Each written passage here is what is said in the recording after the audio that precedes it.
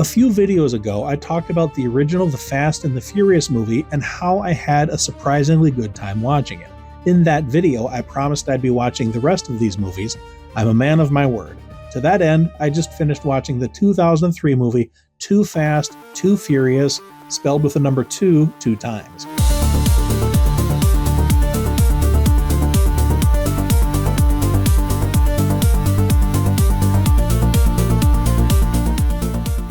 This was my first time watching it in about 20 years.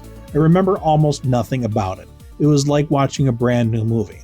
Those who know me in my personal life know that I am a car ignoramus. I know how to put gas in my tank and I know how to drive, but I couldn't tell you much about the doodads under the hood.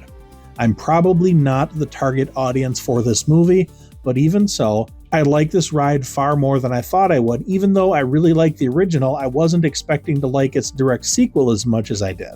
If you're watching this, I'm assuming that you have already seen numeral Too Fast, Too Furious. By the way, I can't stand when they use numbers for words, but anyway, Too Fast, Too Furious. This is my full-throttle, spoiler-filled review. This sequel to The Fast and Furious traded Los Angeles' gritty vibe for bright, colorful Miami, and I think that change was a highlight of the film. It shifted gears up into something more interesting than if they had stayed in Los Angeles. The fresh Florida setting, combined with expert cinematography, and you're going to hear me talking about the cinematography a lot. It makes this movie pop like a neon paint job. As an aside, I recently bought a new huge television not that long ago. This movie looks excellent on my new TV. The visuals are so great that I think electronics stores should use this movie for their display models. Like the original movie, the cast of this movie is fantastic, yet without Vin Diesel's growly charm, it's like a shiny car missing its fancy doodad thingy. It's also a tad predictable and sillier than the original film in many ways, with closing credits CGI that look hilariously dated as if they were rendered on a 2002 Nintendo GameCube. All that being said, the story has more meat on it than the original movie's steal DVD players and race fast plot. Brian O'Connor, played by the late great Paul Walker, our ex-cop turned fugitive, is now a Miami street racer with a surfer dude vibe. The feds nab him up for an undercover gig to take down a nasty drug lord, and that's basically the story of the movie. Brian quickly recruits his childhood buddy, Roman Pierce, who I don't think was mentioned in the previous movie, but that's okay. He was played by the fantastic Tyrese Gibson, an ex-con with a quick tongue and a grudge against Brian's police officer past. Their mission? Pose as drivers, imagine that, pose as drivers to bust the drug lord and all of his goons and not get killed in the process. It's a buddy cop movie setup, even though they're not cops. It's a tighter plot and a tighter story than the first film's Who's Got the VCRs mystery, even if it is a rather simple plot. The personal tension between the two main characters, Brian and Roman who's still salty about Brian's badge, adds heart to the movie.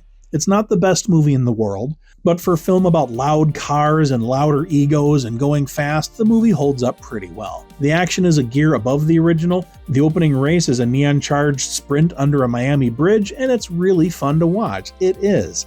The climactic chase with Brian and Roman leading cops on a wild ride alongside a swarm of decoy racers, it's pure chaos. Think Mad Max in South Beach. Hundreds of cars flood out of a warehouse to confuse the cops, shot like a high-octane dance, and it's just damn fun to watch. There's even a boat chase because apparently Miami's waters need some tire smoke too. As someone who can't tell the clutch from a coffee maker, I was hooked. The movie doesn't lean too hard into the underhood technobabble like the original movie did, and that's a good thing.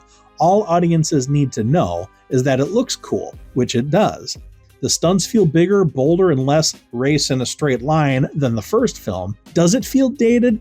Yes, but less so than the original film, which had museum relics like flip phones and Limp Bizkit music. Sure, Too Fast, Too Furious has early 2000s quirks, baggy jeans, and a soundtrack blasting period rap, and a Palm Pilot, but the Miami setting keeps it feeling fresher than the original film somehow. The sun-soaked streets, pastel buildings, and ocean vibe make the movie feel like an exclusive party that I wasn't invited to. Moving the setting to Florida is a brilliant change, and it really works for this movie, swapping out the rusty hatchback for a convertible.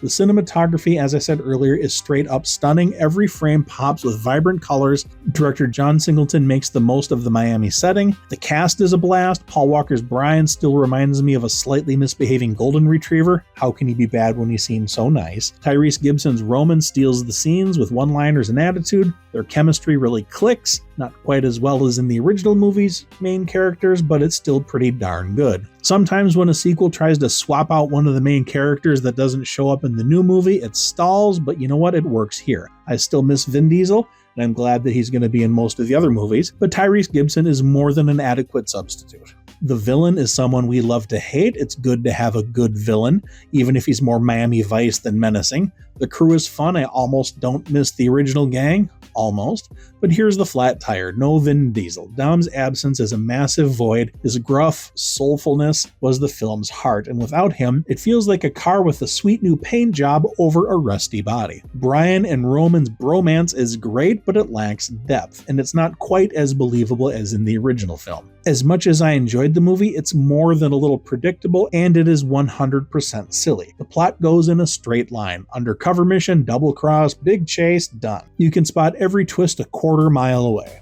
The silliness is off the charts, it's absurd, but the movie leans into it, which is both its charm and flaw. Just before they jumped the car onto the boat, I was thinking it reminded me of the Dukes of Hazzard show. Then, about 2 seconds later, a character mentions the Dukes of Hazzard, which made me literally laugh out loud. Bottom line, the story is solid if simple, the action is wild if ridiculous, the Miami setting is colorful if flamboyant, the cast is a party, but not as tight as the original. The cinematography makes every shot a stunner, and that elevates the entire film. Plot, dialogue, and story are important, of course, but movies are a visual medium, and this movie excels with that visual medium. In the future, I'll be diving into the Fast and the Furious Tokyo Drift, which I guess has very little to do with the first two movies. I'll find out. I don't think I've seen that one, or if I did, I forgot about it. Please like and subscribe so that you don't miss that, and I'm open to suggestions. What should I watch or review or react to next? Thanks for stopping by my channel. Until next time.